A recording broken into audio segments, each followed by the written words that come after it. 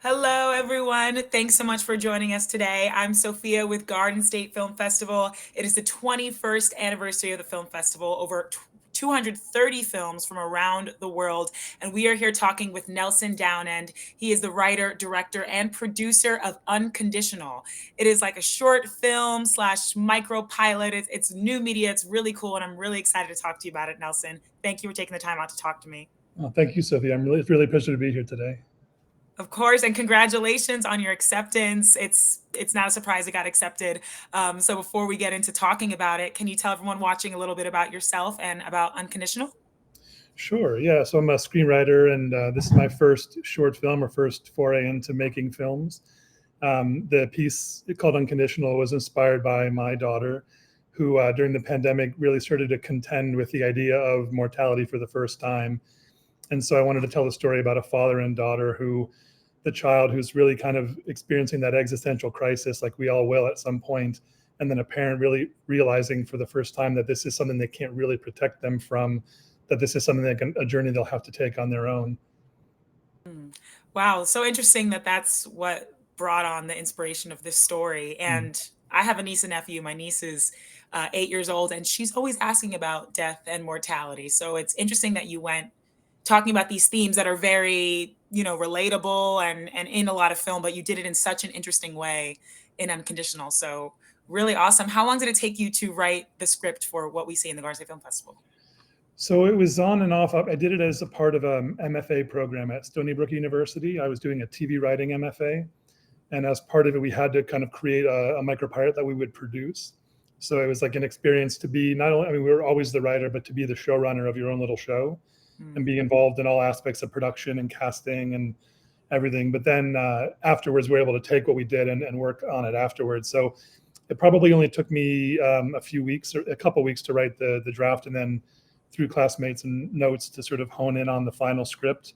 And then we shot it over a period of 2 days. Oh, wow. So what you shot for the MFA program, is that what we see, or did you go back and make any changes? No, we spent a lot of time in post afterwards, what was not required at the time to completely finish the film. But yeah, so most of the time was spent in post actually, which for me was a big learning curve. I'd never been through a full editing process before, coloring, sound, mix, all of that was a very good learning experience. Wow. Did you do all of those things yourself, the editing and sound and color design? No, I was very fortunate to have a classmate. We were sort of trading off, working on each other's pictures. And so Jeff Bernier, who's one of my classmates and dear friend, he was the DP or co-DP and the editor for Mm. the film. Wow. So I definitely want to ask you about what it was like working with your daughter. Yeah. Celeste plays Charlotte in the film, it sounds like such an amazing experience. What was it like directing your daughter? How did she feel about the role in the story? It was interesting in the process because I knew she could do it. She is a very creative individual and a pretty decent actor, if I will say so. But she'd never done anything like this before, so it was a bit of a risk. But I just really believed that she could pull it off, and because it was inspired by her, it was really kind of her story, which we sort of talk about a little bit in the book that the father reads to her in the story that this story is for her. So I knew we wanted to commit to it. We didn't know exactly what we were getting ourselves into, but I think the end product turned out well, and she did a pretty phenomenal job. Wow. So did you find that part challenging? Like, was there any challenges you ran into during this filming process? Since it's my first, I think it ended up being an asset all the way through. Mm. Obviously, I could speak to her in a way that a director may not talk to an actor all the time because we've just known each other her whole life, Mhm. and it also added a level of simplicity because of the COVID bubble that we were working through. That she was living with me, we were already exposed to one another. Mm. We tried to treat it very professionally on set, where she had her own green room to wait in, staging Oh, areas and everything. We took it very seriously, but we shot most of this in our own apartment, and so she was very comfortable the whole time. wow. And yeah, how did she feel about like the role in the story? Was it scary for her at all? No, it's interesting. She's very proud of it. She obviously did early script reads, and so she knew the story. But I'm sure you're familiar when you're making a movie. It's cut up and broken up in a way that isn't sort of so linear, and Mhm. there's no music. And we're asking her to show us different things over and over again, and so it takes a little bit of the thrilling nature out of the piece. Right. in the eventual edit. So I was very grateful that the process was not scary to her at all. She had a great time. And talk to me about the other cast members who played the father in the film. Yeah, David Townsend. He's a dear friend of mine. He's been acting a long time. You've probably seen him. He's been in TV shows, films, Broadway. He's a Juilliard graduate. He's a consummate pro, and I really think that was important for this piece because Celeste was so new to this. Bringing in David was he was such an asset because he made her comfortable. He showed a level of professionalism that she picked up on, and so the two of them together worked so beautifully. I think their chemistry worked really well. David has a daughter around the same age himself, so he kind of knows the job in and out of the world of film. So it ended up being a dream team to work with. Wow, I can imagine. And he was super talented. They both did such an amazing job in this. So when it comes to you, I know that you have a lot of experience screenwriting and with lighting design. Was Hmm. this your directorial debut?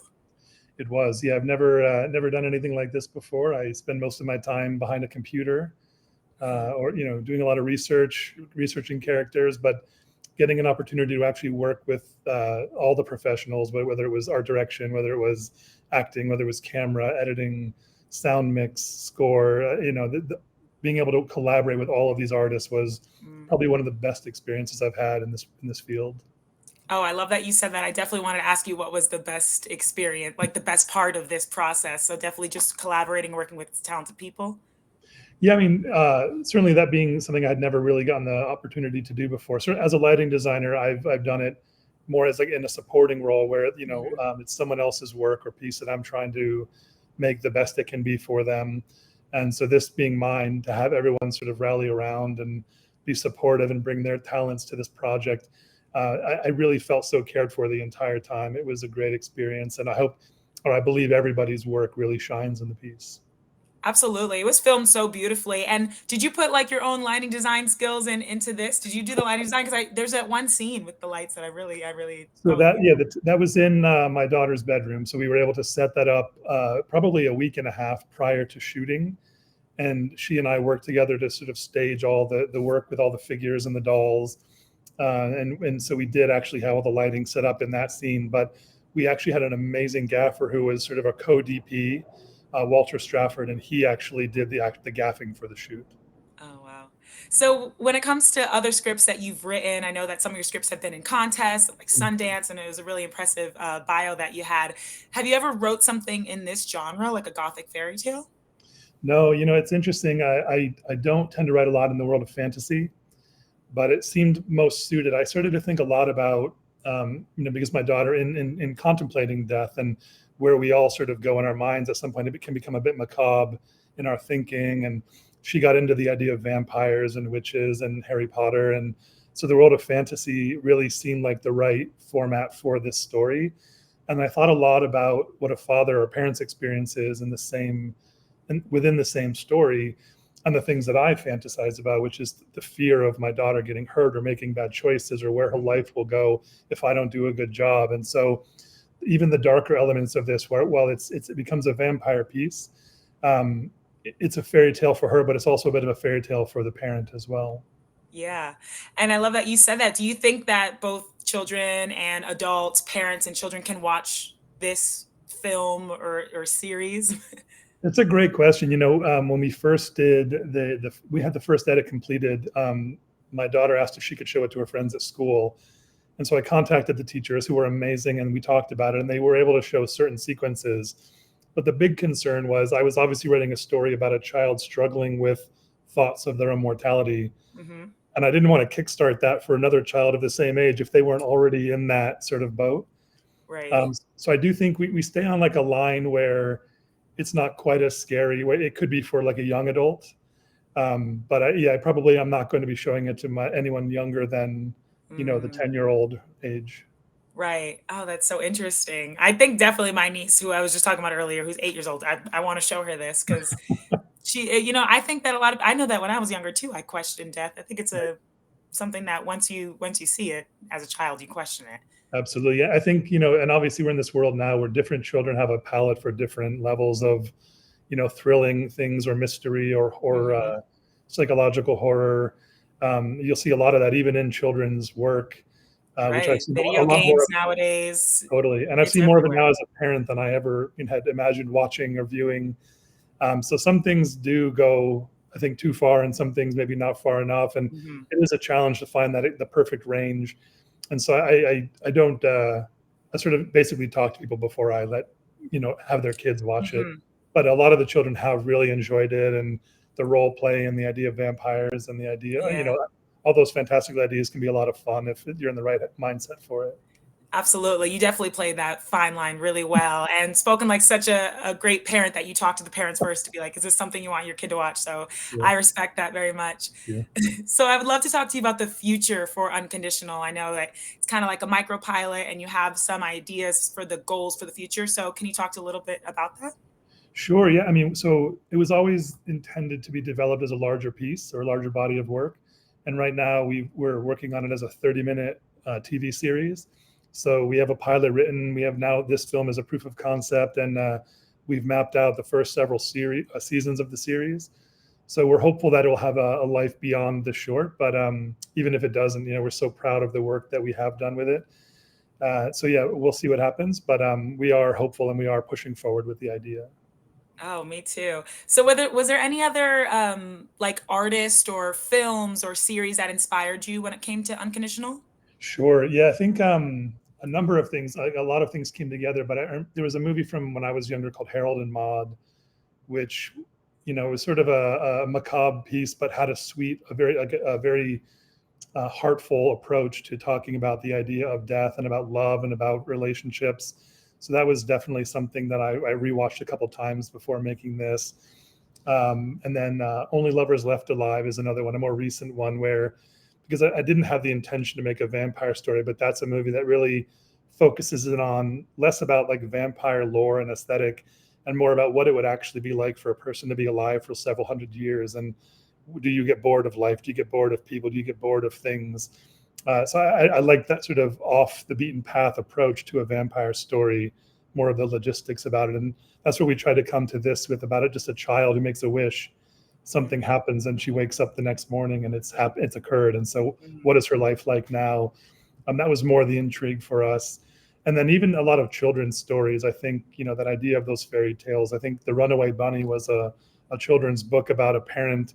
The child wanted to run away, and what would happen if I left? And the parent talked about finding a way to chase or go after their child, but to keep a distance, let them have their own life, their own mhm, journey, but while never really letting them go completely. And I thought that was a very beautiful idea. Originally, it might have been the book we read that father reads to the daughter in the movie, and then I mhm. decided to rewrite that as a totally different or new original Oh, story. oh, wow, that is so interesting. So we're wrapping up on like the last 2 minutes, and I really want to ask you about Garden State Film Festival, why you submitted to this festival, and how it feels to be accepted. I mean, it feels pretty amazing. It's a festival that I've known about for a number of years. I've applied before in the music composition category. Obviously, I live in New York City, and so this is a neighboring festival that does such an extraordinary job of pulling together incredible work and artists. And obviously, I have a lot of New Jersey love. My wife, who is one of the producing partners on this, is from New Jersey. We spent a lot of time out there. I've lived there in Jersey City for a number of years, and so it means a lot to actually be on our sort of home turf and actually get to share this movie with people. Oh, absolutely. And I'm so happy that you're going to be able to be there for the screening. Will the daughter, be there as well, or the father? We are talking about it. The trick of this too is that within the block there are other films, and we're not sure. Given her age, she's still very Right. young. So we've done one other festival with her, and it became an interesting challenge to bring her in and out of. But I would love for her to be there. She would have a blast, and I think she would also get to see how extraordinary the world of filmmaking is, and Yeah. what the Garden State Film Festival does for its artists, and what that world is like. Absolutely. Well, Nelson, I mean, it's been really a pleasure just talking to you and learning about what inspired you when it came to Unconditional. So thank you so much. Let me tell everyone watching how they can see Unconditional. It will be playing Saturday, March 25th at the Asbury Hotel in the block 6 to 8 p.m. So definitely check it out. You guys can get tickets at www.gsff.org. You can get day passes, you can get tickets to just one screening, or you can get a Parkway pass for just $95. That'll get you in all the events, panels, screenings, the Filmmakers event, the Friday night gala, and you could also buy your tickets to the award ceremony, all on that website. So definitely check it out. Nelson, thank you again for joining us, and congratulations. Yeah, thank you for everything. So thank you for your time, and I'll see you at the festival. See you at the festival. Bye.